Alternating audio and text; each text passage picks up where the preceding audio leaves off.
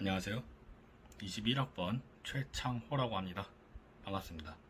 이번에 마이크로 러닝으로 데이터 수집 방식에 대해서 다뤄보도록 하겠습니다. 학습 목표입니다. 이번 마이크로 러닝을 통해서 세 가지에 대한 이해를 도울 수 있도록 구성해 보았습니다.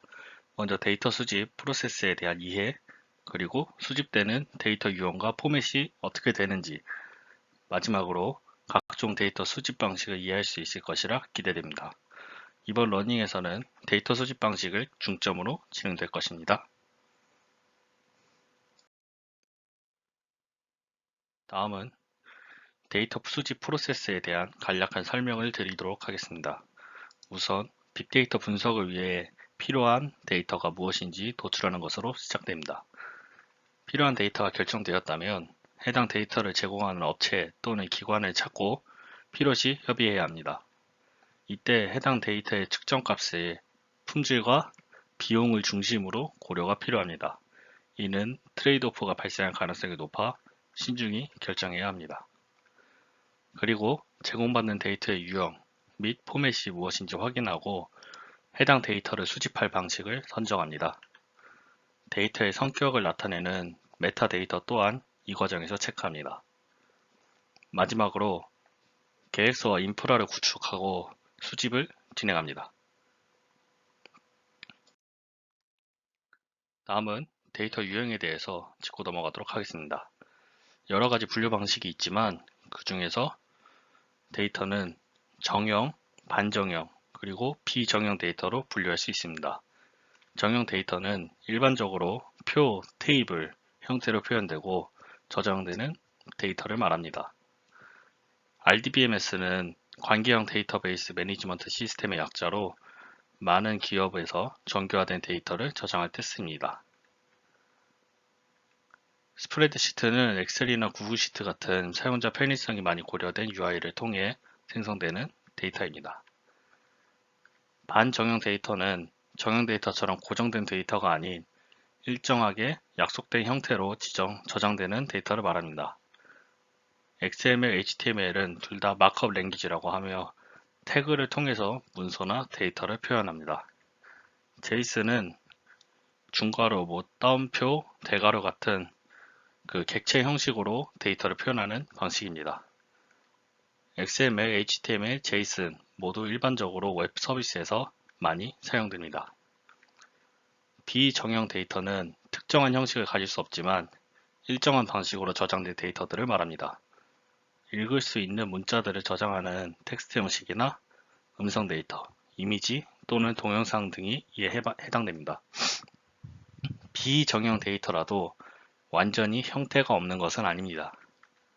예를 들어 텍스트의 경우 UTF-8 같은 인코딩 방식이 있고 이미지의 경우 JPG, PNG 같은 인코딩 방식들이 있습니다. 데이터 유형과 포맷에 관해서는 이후 수집 방식을 설명할 때 또 나오니 기억해 두시는 게 좋겠습니다.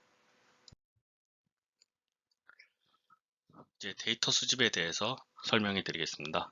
데이터 수집은 데이터를 저장하는 데이터 스토어에서 필요한 데이터를 일정한 프로토콜을 통해서 수집하는 것을 말합니다. 여기서 데이터 스토어란 각종 데이터를 저장하는 공간을 뜻하며 데이터 웨어하우스, 데이터 마트 등으로 불리기도 합니다. 그리고 프로토콜에 대한 개념에 대해서 알아보겠습니다. 간단하게 설명하자면 장치와 장치 간의 의사소통을 위한 약속이라고 볼 수 있습니다. 서로 다른 장치들 간의 통신을 하기 위해서는 일정한 형태로 서로 데이터를 주고받아야 정확한 데이터를 서로 이해하고 주고받을 수 있습니다.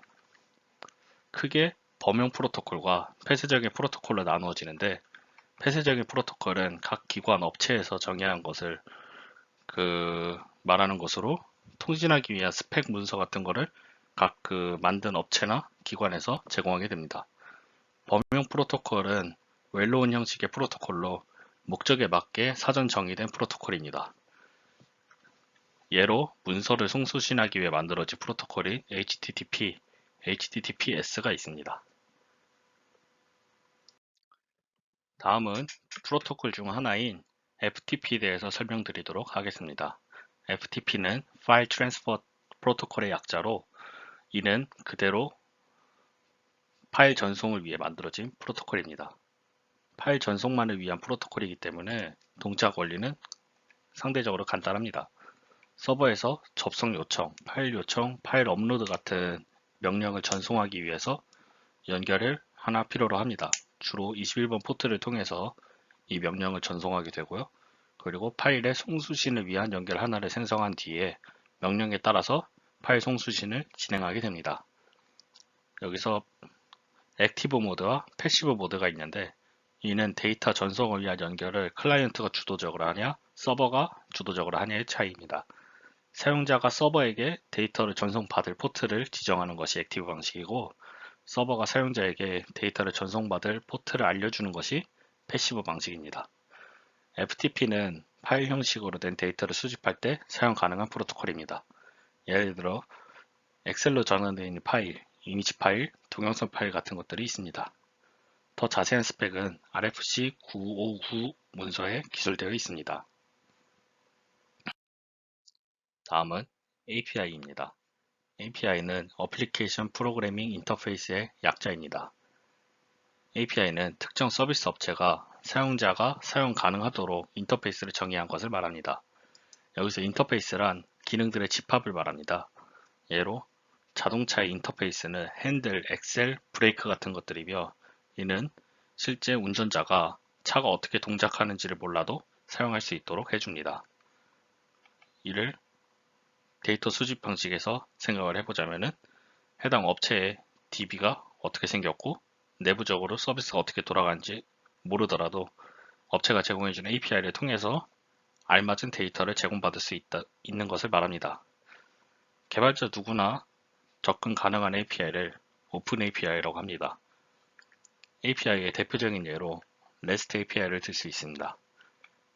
예를 들면 날씨 정보를 REST API를 통해 제공할 때 날씨 정보 제공 기관은 REST 방식으로 JSON 및 XML 형태의 데이터를 제공한다고 명시를 해놨으며 사용자는 날씨 정보가 해당 업체에서 DB에 어떻게 저장되는지 알 필요가 없이 API를 통해서 그 날씨 정보를 얻을 수 있게 됩니다. API 방식으로는 XML, JSON 같은 웹에서 많이 쓰이는 형태의 데이터를 수집할 수 있습니다. 다음은 웹크롤링입니다. 웹크롤링은 웹스크리핑이라고도 불리며 이는 자동으로 웹상에서 공개된 문서 또는 데이터를 자동으로 수집하는 방식을 말합니다. 파이썬 라이브러리 또는 웹크롤러와 같은 프로그램으로 수집을 하게 됩니다. 간단한 동작 원리를 보면은 스케줄러에서 시드라고 불리는 특정 URL에서 시작을 하게 되는데 이때 이 URL을 다운로더가 그 인터넷에서 문서를 수집해 와서 저장하게 됩니다. 이후 해당 문서에 들어있는 모든 URL들을 다시 스케줄러로 등록을 해서 그 스케줄러가 일정 주기마다 반복 실행되는 형태를 가집니다. 주로 HTML 문서 또는 API의 응답으로 주로 쓰이는 JSON 및 XML을 수집할 수 있습니다. 다음은 DB 동기화와 파일 동기화를 통한 데이터 제공을 받는 방법입니다. 제공자의 데이터베이스나 파일 및 디렉토리를 사용자의 시스템에 동기화시키고 사용자는 자신의 시스템에 데이터가 존재하는 것처럼 데이터를 활용할 수 있습니다. 두 가지 모두 실시간으로 데이터를 동기화시켜서 제공받을 수 있습니다. 다음은 ETL입니다. ETL은 Extract, Transform, Load의 약자로 데이터를 추출해서 이를 알맞는 형태로 변형시키고 다른 시스템에 적재하는 방식을 말합니다. 주로 전문적으로 데이터를 제공해주는 업체를 통해서 데이터를 수집하는 방법입니다. 이는 컨설팅을 통해서 보다 원하는 형태의 데이터를 제공받을 수 있습니다. 다음은 아파치 카프카에 대한 이야기입니다. 카프카는 아파치 재단에서 제공하는 펍섬 모델의 메시지 큐, 메시지 버스를 만들 수 있는 프레임워크입니다. 해당 프레임워크를 사용하면 각종 시스템의 데이터들이 카프카를 통해서 생성 및 소비가 되며 이러한 구조는 새로운 서비스가 쉽게 기존 서비스에 생성된 데이터를 소비할 수 있게 됩니다. 간단하게 설명드리자면 카프카는 메시지를 전달해주는 역할을 하며 데이터를 생성하고 다른 시스템에 전파하는 것을 프로바이더라고 하고 생성된 데이터를 카프카로부터 받아서 소비하는 시스템을 컨슈머라고 합니다. 해당 시스템을 통해서 각종 시스템에서 생성되는 데이터를 수집할 수 있습니다. 대표적으로 이중화된 시스템에서 로그 데이터는 카프카를 통해서 로그 시스템에 전파되는데 이를 수집하는 컨슈머 시스템을 새로 만들어서 카프카를 통해 구독 및 소비를 할 수 있게 됩니다. 이상으로 여러 가지 데이터 수집 방식에 대한 방법을 알아보았습니다. 데이터 수집이란 데이터 스토어에서 필요한 데이터를 제공받고 적재하는 것을 말합니다. 데이터는 정형, 반정형, 비정형 데이터로 분류되며 제공받은 데이터를 알맞게 가공해서 사용하는 것이 핵심입니다. 그리고 데이터를 특정 프로토콜을 통해서 제공받을 수 있습니다. 해당 프로토콜은 데이터 제공자, 즉 프로바이더와 협의를 해서 결정하는 것이 일반적입니다. 이상 데이터 수집에 관한 발표였습니다. 감사합니다.